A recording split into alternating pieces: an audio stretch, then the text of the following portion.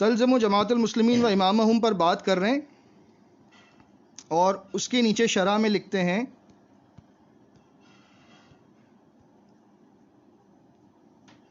کہ یہ بات اس وقت کی ہو رہی ہے جب لوگ کسی ایک خلیفہ پر مجتمع نہیں ہیں. یہ اس وقت کی بات ہو رہی ہے، حدیث کو واضح کرتے ہوئے لکھ رہے ہیں کہ یہ اس وقت کی بات ہو رہی ہے جب لوگ کسی خلیفہ پر مجتمع نہ ہوں تو ہمیں کیا کرنا چاہیے. یعنی جماعت المسلمین نہ ہونے کا جو سوال صحابی نے کیا ہے، حافظ ابن حجر اس کی شرح میں لکھتے ہیں کہ اس سے مراد یہ ہے کہ جب خلیفہ نہ ہو تو کیا کرنا چاہیے. اور میں نے آپ کو یہ بات سمجھائی کہ مسلمین بغیر جماعت کے بھی ہو سکتے ہیں، اصل میں تو خلافت کے بغیر بھی مسلمین ہو سکتے ہیں. یہ مسئلہ ہے. ہم اپنی اصطلاح میں سمجھ لیں کہ بغیر جماعت المسلمین یعنی جو ہم نے بنائی ہے اس کے بغیر بھی مسلمین ہو سکتے ہیں. اس بات کو جب سمجھ لیں گے آپ تو آپ کو یہ بات سمجھ آئے گی کہ جماعت المسلمین بنانے سے اسلام زندہ نہیں کیا ہم نے. اسلام تو قیامت تک رہے گا. لا تقوم الساعہ حتی یقال اللہ اللہ، صحیح مسلم کی حدیث ہے کتاب الایمان میں. قیامت نہیں آئے گی جب تک کہ زمین پر اللہ اللہ کہا جا رہا ہے. جب تک اللہ کا نام لینے والے زندہ ہیں قیامت نہیں آ سکتی. ہم نے اپنے حساب سے سمجھ لیا ہے کہ امت مسلمہ ختم ہو چکی تھی، ہم نے اس کا احیا کیا ہے، انقطاع ہو گیا تھا، ختم ہو چکی تھی امت اور ہم نے اس کو زندہ کیا ہے. یہ بہت بڑا اتہام ہے، اور دنیا کے لاکھوں کروڑوں اہل اسلام پر ہم نے ایک ساتھ تکفیر ان کے اوپر ان کی کر دی ہے. اس کا کتنا بڑا جرم ہے یہ ایک الگ موضوع ہے. اور اگر قیامت کے دن ہمیں اس بارے میں اللہ رب العزت نے سوال کیا تو ہم کیا جواب دیں گے کہ جب اسامہ بن زید رضی اللہ تعالیٰ عنہ، صحیح مسلم کی حدیث ہے، انہوں نے جنگ کے دوران خطا سے ایک آدمی کو قتل کر دیا صرف یہ سمجھ کر کہ اس نے میری تلوار اور نیزے کو دیکھ کر لا الہ الا اللہ پڑھا ہے، صرف اس وجہ سے کہ اس نے تو میری تلوار کی وجہ سے پڑھا تھا، تو سینے میں اس کے اتار دیا، قتل ہو گیا. مدینہ شکایت پہنچی کہ یہ تو آپ کے صحابی نے یہ کام کیا ہے. تو کیا فرمایا اللہ کے نبی صلی اللہ علیہ وسلم نے؟ اسامہ اگر قیامت کے دن یہ کلمہ لے کر آئے گا تو تم کیا جواب دو گے؟ اور وہ کہتے ہیں کہ میں تمنا کرنے لگا کاش کہ میں اس سے پہلے مسلم نہ ہوا ہوتا، میں پیدا نہ ہوا ہوتا، کاش کہ یہ کام مجھ سے نہ ہوا ہوتا. کون سا کام ہوا؟ اس نے بیعت کی تھی. جنگ کے میدان میں بیعت ہوتی ہے کسی کی؟ نبی علیہ الصلوۃ والسلام تو اس کے بھی ایمان کے بارے میں کہہ رہے ہیں کہ اگر اس نے پیش کر دیا تو تم کیا جواب دو گے؟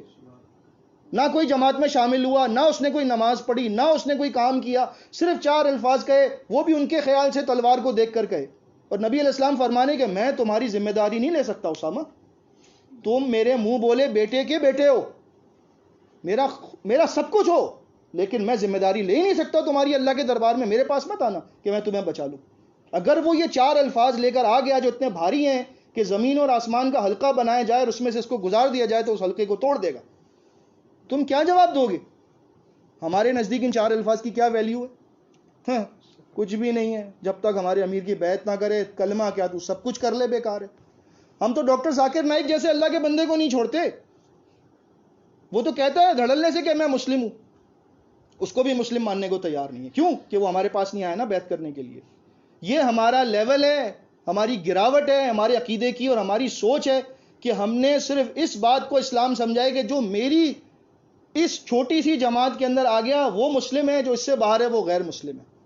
اس عقیدے کو صحیح کرنے کے لیے یہ ساری کوشش آج بھی ہوئی ہے، سالوں سے چل رہی ہے. ہم بھی کبھی اسی طرح کی سوچ رکھتے تھے، لیکن جب ہمارے سامنے یہ باتیں تھی تو صحیح، لیکن واللہ یہدی من یشاء الی صراط مستقیم، اللہ جب چاہے جسے چاہے ہدایت دے دے. جب سمجھ میں آئی تو کوشش کر رہے ہیں آپ کو بھی سمجھا دیں کہ بھائی یہ بہت بڑا مسئلہ ہے، اور قیامت کے دن اگر یہ کلمہ آپ پر پلٹا ہوا ہوگا نا کہ آپ نے کسی کو کافر کہا یا سمجھا، اور آپ پر اگر یہ لگ گیا تو آپ کی آخرت تو برباد ہو جائے گی. سارے اعمال آپ کے نیکیوں والے لے کر وہ جنت میں پہنچ جائے گا، آپ کا کیا ہوگا؟ جماعت المسلمین سے مراد محدثین نے لیا خلافت. خود ہی لکھ رہے ہیں حافظ ابن حجر، اور بہت سارے ائمہ کے اقوال نقل کیے انہوں نے، 1-2 کی بات نہیں ہے. میں ابھی ساری باتیں آپ کو گنوا نہیں سکتا، آپ کہیں گے تو آپ کو اس کا پرنٹ آؤٹ دے دیں گے انشاءاللہ. مگر محدثین نے اس کا کوئی ثبوت پیش نہیں کیا نا. جی 1 منٹ میں دے رہا ہوں آپ کو ثبوت. اچھا جی، اب نبی صلی اللہ علیہ وسلم کے صحابی نے سوال کیا کہ اگر جماعت ان کی نہ ہو، ان کا امام نہ ہو تو میں کیا کروں؟ ایسے میں فرمایا فاعتزل تلک الفرقہ کلھا. اچھا، ہم جو ہے نا ہر حدیث کو اپنے دور کے حساب سے جج کرتے ہیں، یہ ہماری سب سے بڑی غلط فہمی ہے. ہم صحابہ کرام کے دور جو گزر چکے ان کو بالکل نظر انداز کر دیتے ہیں. میں آپ کو آج اس حدیث کے ایک ایسے زاویے سے روشناس کرواتا ہوں، شاید آپ کو یہ بات سمجھ میں آ جائے، اللہ کرے انشاءاللہ، کیونکہ یہ بات بڑی واضح ہے. نبی صلی اللہ علیہ وسلم کا دور گزرنے کے بعد ابو بکر صدیق کا دور آیا رضی اللہ تعالیٰ عنہ، خیر کا دور تھا. عمر رضی اللہ تعالیٰ عنہ کا دور آیا، الحمدللہ بہترین دور تھا.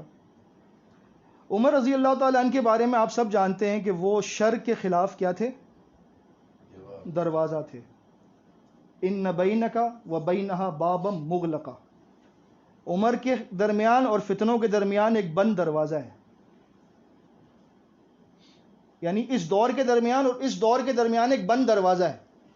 تو حذیفہ بن یمان، وہی حذیفہ بن یمان جو ہماری محبوب شخصیات میں سے ایک ہیں، کیونکہ ہماری مطلب کی حدیث ان سے روایت کے، کہنے لگے کہ ان سے کسی نے پوچھا باہر آنے کے بعد، ان کے شاگرد نے پوچھا تھا کہ کیا عمر کو معلوم ہے کہ وہ دروازہ کون ہے؟ کہا ہاں عمر کو اچھی طرح معلوم ہے، وہ دروازہ خود عمر بن خطاب ہے، کہ وہ دروازہ جب اذن یکسر، جب وہ دروازہ توڑ دیا جائے گا تو پھر کبھی بند نہیں ہو سکتا. فلا یغلق ابدا، وہ دروازہ کبھی بند نہیں ہو سکتا. اس کا مطلب یہ ہے کہ عمر رضی اللہ تعالیٰ عنہ کی شہادت کے بعد امت مسلمہ اور جماعت المسلمین پر جو فتنے ٹوٹیں گے وہ اتنے شدید ہوں گے کہ جو پہلے نہیں تھے. اس حدیث کو اس پس منظر کے مطابق سمجھنے کی کوشش کریں. آپ ہر حدیث کو اپنے اوپر فٹ نہ کریں، ماضی میں بھی جایا کریں کہ یار ہو سکتا ہے یہ بات پہلے ہو چکی ہو سکتا ہے تلجم و جماعت المسلمین والا زمانہ گزر چکا ہو، ہم لوگ ابھی تک اس کو لے کر بیٹھے ہوئے ہیں. سوچیں کبھی اس طرح بھی، یہ ضروری تو نہیں ہے کہ آپ ہر چیز کو اپنے اوپر فٹ کر کے بیٹھ جائیں. اب سنیں، عثمان رضی اللہ تعالیٰ عنہ کا دور جب آیا ہے تو شروع میں تو کوئی مسئلہ نہیں تھا، لیکن آہستہ آہستہ کیونکہ فتنوں کا جو دروازہ تھا اس کے خلاف وہ ٹوٹ چکا تھا اور لوگوں کو سازش کرنے کے لیے مواقع مل رہے تھے. عثمان رضی اللہ تعالیٰ عنہ نسبتاً نرم انسان تھے. عمر رضی اللہ تعالیٰ عنہ تو فتنوں کے خلاف ایسے تھے کہ ایک سیکنڈ نہیں لگاتے تھے، سر کو بھی کرتے تھے.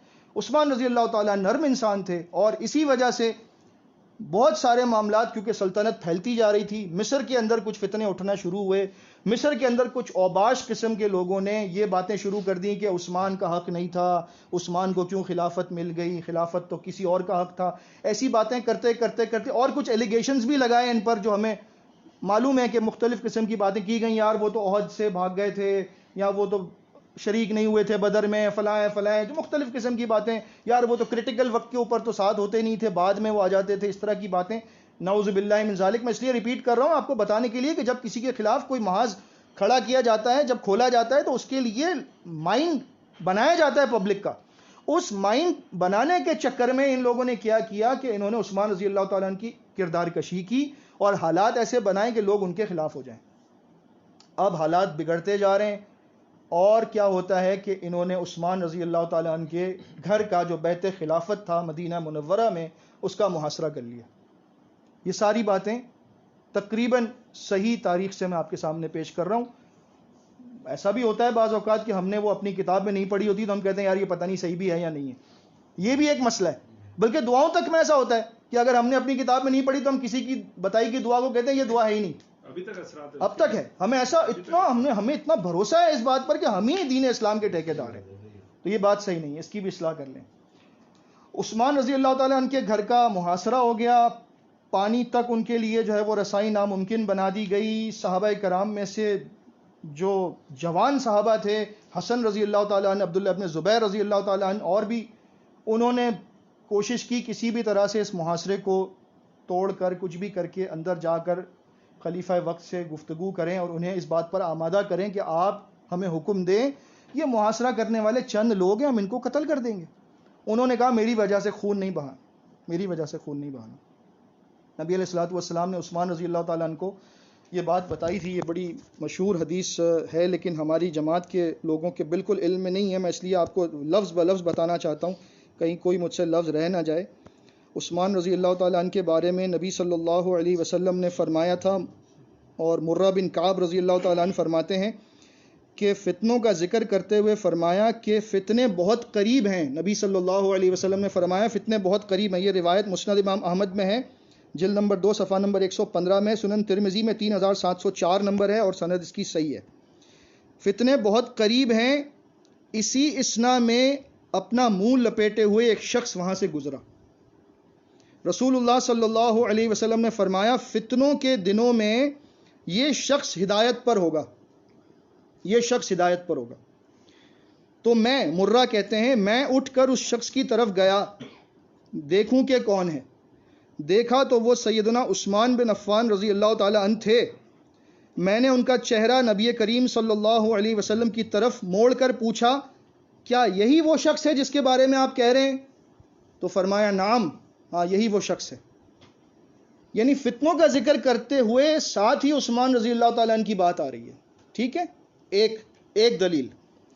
اس کے بعد عبداللہ ابن مسعود فرماتے ہیں، یہ مجموع الزوائد میں ہے اور طبرانی نے بھی اس کو کبیر میں روایت کے، سند اس کی بالکل صحیح ہے، کہ جب عثمان رضی اللہ تعالیٰ عنہ کی شہادت ہو گئی اس کے بعد عبداللہ ابن مسعود نے، اور ایک روایت میں حذیفہ بن یمان سے بھی ملتی ہے، جب لوگوں نے آ کر یہ سوال کیا، جب عثمان رضی اللہ تعالیٰ عنہ محصور تھے، پہلے یہ سن لیں، جب محصور تھے تو لوگوں نے آ کر یہ سوال کیا کہ اب اس فتنے میں ہم کیا کریں، اس فتنے میں ہم کیا کریں؟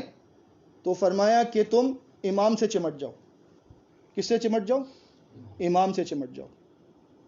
یہ امام کا مفہوم ہے، یہ جماعت المسلمین کا مفہوم ہے. فتنوں کے دور میں اس سے چمٹ جاؤ. اب جو فرقے ہیں جن سے دور رہنے کا حکم دیا گیا تھا، فاتزل تلک الفرقہ کلھا، وہ کون لوگ تھے؟ سوال ہے نا، وہ کون تھے؟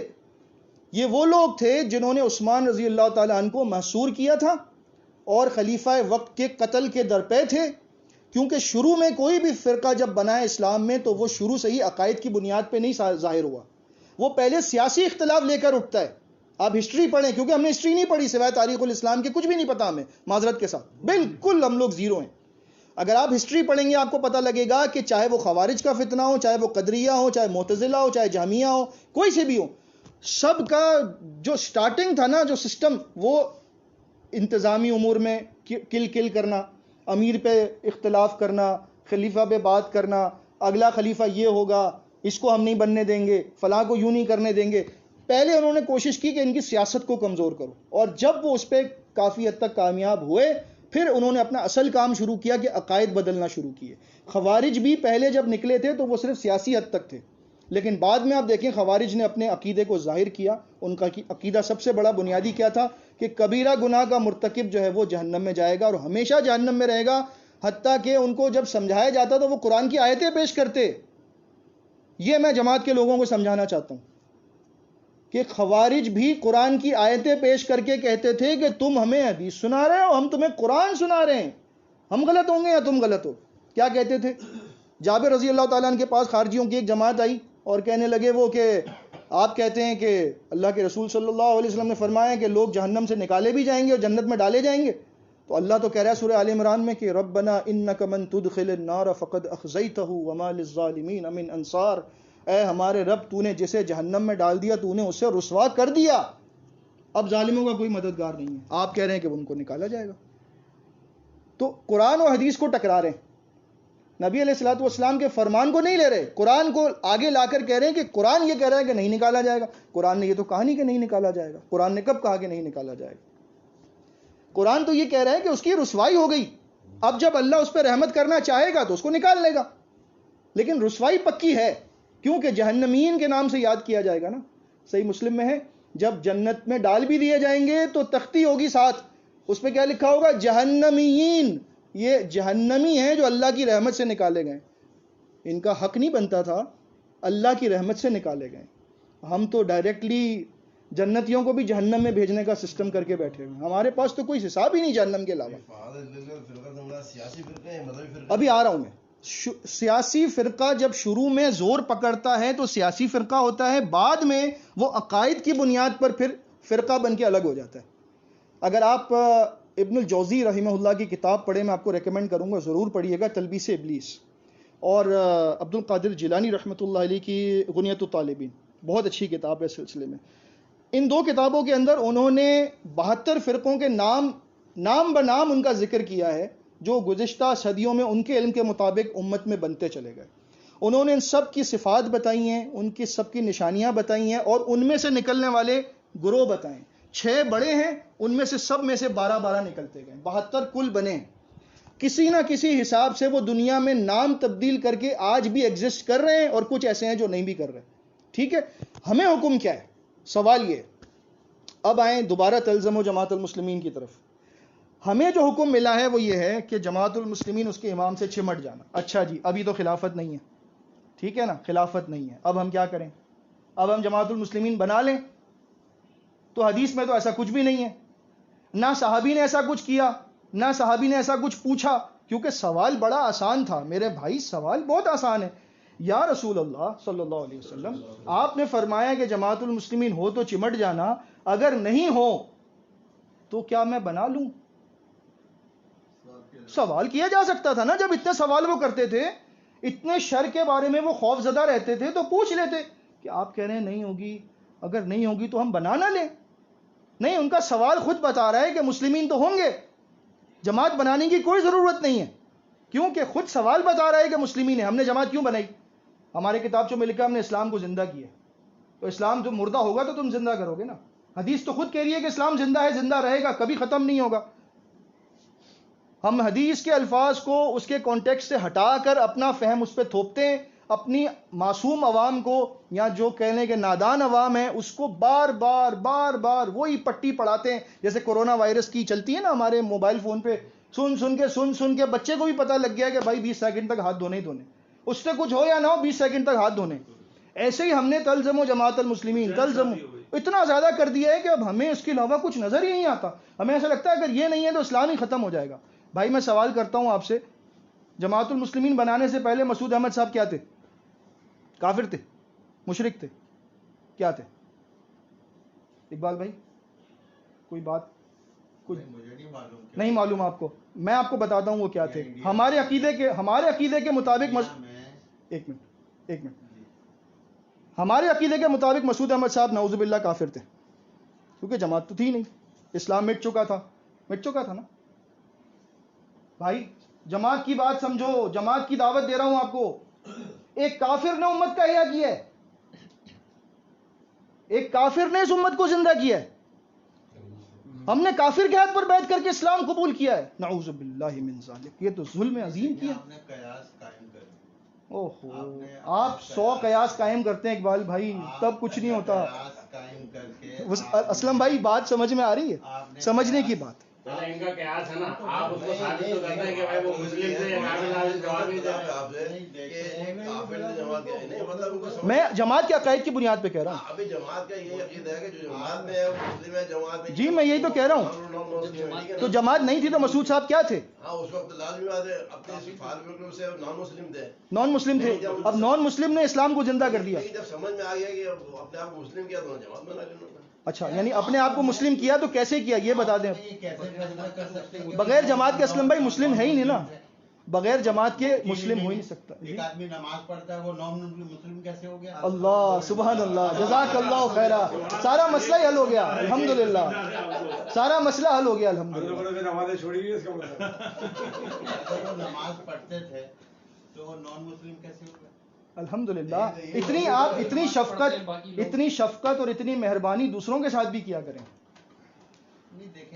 دیکھیں نہیں اقبال بھائی, اتنی شفقت اتنی مہربانی سب کے لیے کریں. یہاں ایک علیحدہ سے ایک پہلو کا ذکر ہو رہا ہے, اور اس میں تلزم و جماعت المسلمین میں اماموں کی بنیاد پر بہت ساری باتیں ہو رہی ہیں.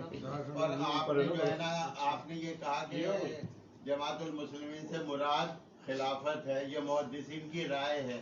کو محدثین کی رائے تو شریعت نہیں ہوتی نا. جی بالکل صحیح کہہ رہے ہیں آپ. ہاں تو میں یہی کہہ رہا ہوں کہ اتبعوا ما انزل الیکم من ربکم ولا تتبعوا من دونی, اور یہ میں اسی لیے تو اچھا چلیں پھر آپ مجھے اقبال بھائی اس سوال کا جواب اپنے علماء سے لا کر دیں, کیونکہ میرے خیال میں آپ کے لیے مشکل ہو جائے گا کہ جماعت. تو بار بار کہہ رہا ہوں قرآن میں کی آیت پیش. جی اقبال بھائی آپ اس کو تسلیم نہیں. اب سنیں میری بات تو سنیں, اب سنیں تو صحیح ہے. اب سنیں میری بات. ہاں آپ کہہ رہے ہیں کہ جماعت المسلمین سے مراد خلافت ہے, یہ تو محدثین کی رائے ہے نا, اس لیے میں نہیں مانتا. آپ کہہ رہے ہیں ٹھیک ہے, آپ نہ مانیں. دیکھیں میں نہیں مانتا کہ لفظ میں نے نہیں. اچھا چلیں آپ نے نہیں کہا, چلیں آپ مانتے ہیں, آپ مانتے ہیں, اس کا مطلب آپ مانتے ہیں. آپ مانتے ہیں کہ خلافت؟ ہم کہہ رہے ہیں کہ محدثین نے اس کا ثبوت کیوں نہیں دیا؟ ثبوت کیوں نہیں دیا؟ اچھا اب ثبوت محدثین تو دے نہیں پائے، ٹھیک ہے، 1400 سالوں میں کوئی بھی نہیں دے سکا، آپ پر ثبوت دینا لازم بنتا ہے۔ آپ یہ بتائیں کہ جماعت المسلمین سے مراد بے طاقت امیر بھی ہو سکتا ہے، اس کا ثبوت آپ دیں اب قرآن سے۔ نہیں دیکھیں، یہ آپ کا مفروضہ ہے، آپ کا مفروضہ نہیں ہے، یہ آپ کا مفروضہ ہے، میں آپ کہہ کا رہا ہوں نا، آپ کا نہیں ہے۔ انہوں نے ثبوت نہیں دیا تو میں یہی آیت بار بار اسی لیے پڑھ رہا ہوں، اتبعوا ما انزل الیکم من ربکم ولا تتبعوا من دونہ اولیاء قلیلا ما تذکرون۔ اس کا مطلب کیا ہے؟ آپ نے اس پر غور ہی نہیں کیا۔ صحیح ہے، صحیح اقبال ہے۔ بھائی، اقبال بھائی، یہ سب لوگ غور کر کے ہی آئے ہیں آپ کے پاس، اور اتبعوا کا جو آپ لے رہے ہو نا اس کا شان نزول آپ کو معلوم ہے؟ ایک منٹ رک جائیں آپ باتیں بہت کرنی آتی ہیں سب کو، ایک سے ایک پڑھا ہوا ہے۔ ایک منٹ ساجد بھائی تھوڑا سا ان کو بھی سمجھ لیں۔ سوال آپ کے سارے لکھا جا رہا ہے، اس کے بعد میں ڈیبیٹ کریں گے۔ سورہ اعراف کی آیت پڑھ لیں نا، جی سورہ اعراف مکی صورت ہے مدنی صورت ہے؟ دیکھوں گا پتہ چلے گا۔ چلیں دیکھ لیجئے گا، مکی صورت ہے، آیت نمبر 3 ہے، اتبعوا ما انزل الیکم من ربکم، پیروی کرو اس کی جو تم پر تمہارے رب کی طرف سے نازل کیا گیا، ولا تتبعوا من دونہ اولیاء، اس کے علاوہ ولیوں کی پیروی نہ کرو، قلیلا ما تذکرون، بہت کم تم نصیحت قبول کرتے ہو۔ نبی صلی اللہ علیہ وسلم کے دور میں اولیاء کون تھے جن کی پیروی سے روکا گیا ہے؟ آپ بتا سکتے ہیں مجھے یہ بات؟ یہ آیت نبی علیہ السلام پر نازل ہوئی ہے نا، آپ پر تو نہیں ہوئی؟ نبی علیہ السلام پر نازل ہوئی ہے۔ اولیاء کون تھے اس زمانے میں جن سے روکا گیا؟ یہ تو بتا دیں پہلے، پھر آگے چلیں گے۔ کون سے اولیاء سے روکا گیا بتائیں؟ آپ بتائیں نا، آپ بار بار اس آیت کو کوٹ کریں تو آپ اس سے ہم سے زیادہ ماہر ہوں گے آپ اس کے سلسلے میں۔ ہاں تو کون سے اولیاء سے روکا گیا آپ بتائیں، اس آیت کو آپ نے کوٹ کیا، آپ نہیں بتائیں گے ہمیں؟ میں تو آپ کو غور و فکر کی دعوت دے رہا ہوں۔ کیا دعوت خطا دے کر رہے ہو آپ؟ آپ خود تو غور و فکر کریں پہلے۔ آپ خطا کر رہے ہو، میں یہی بار بار کہہ رہا ہوں۔ ارے بھائی اولیاء کون تھے بتائیں نا آپ۔ ہاں تو یہی بات میں آپ کو غور و فکر کی دعوت دے رہا اور ہوں۔ میرے بھائی ان اولیاء سے مراد کیا ہے؟ قرآن وَلَوْ كَانَ مِنْ عِنْدِ غَيْرِ اللَّهِ لَوَجَدُوا فِيهِ اخْتِلَافًا كَثِيرًا۔ تو آپ کو میں دعوت دے رہا ہوں کہ آپ غور کرو قرآن میں کی آیتوں پر۔ اقبال بھائی، جب آپ بلائیں نا اپنے کہیں میٹنگ میں تو پھر ہم غور کریں گے۔ ساجد بھائی میں ان کو بتا دیتا ہوں، اصل میں ان کو سب سے بڑا مغالطہ یہ لگ گیا کہ اولیاء سے مراد یہ ہے کہ اللہ کے رسول صلی اللہ علیہ وسلم کی پیروی کرنے کا مفہوم یہ ہے کہ نبی صلی اللہ علیہ وسلم کے بعد کسی شخص کی بھی بات کو نہیں مانا جا سکتا۔ یہ سمجھیں اس بات کو، کیونکہ یہی برین واشنگ ہماری بھی ہوئی ہے، ٹھیک ہے، اس آیت کی روح سے آگے چل۔ یہ کہ ایک آیت کا انکار کیا جا نہیں کیا جا سکتا، نہیں یہ آپ کا مفروضہ ہے۔ میں نے الحمدللہ آپ کو ہم قرآن سے ہی ثابت کریں گے انشاءاللہ کہ اس سے مراد کیا ہے۔ سورہ لقمان آپ نے اگر پڑھی ہو اقبال بھائی، اللہ رب العزت فرماتا ہے وَاتَّبِعْ سَبِيلَ مَنْ أَنَابَ إِلَيَّ، پیروی کرو اس کی جو میری طرف رجوع کرتا ہے، ٹھیک ہے، اس کی پیروی کرو۔ دو باتیں آپ پر ادھار ہیں، اولیاء کا مطلب بتائیں گے اور یہ رجوع کرنے والا کون ہے یہ بھی آپ بتائیں گے، علماء سے پوچھ کر بتائیں گے، آپ کو نہیں معلوم تو کوئی بات نہیں، دو بات۔ اب آئیے تیسری بات، اللہ رب العزت قرآن میں فرماتا ہے سورہ توبہ میں وَالَّذِينَ اتَّبَعُوهُمْ بِإِحْسَانٍ رَضِيَ اللَّهُ عَنْهُمْ وَرَضُوا عَنْهُ، کہ جو صحابہ کرام اولین تھے، جو مہاجرین اور انصار میں سے پہلے کے صحابہ کرام تھے، جن لوگوں نے بعد والوں نے ان کی پیروی کی،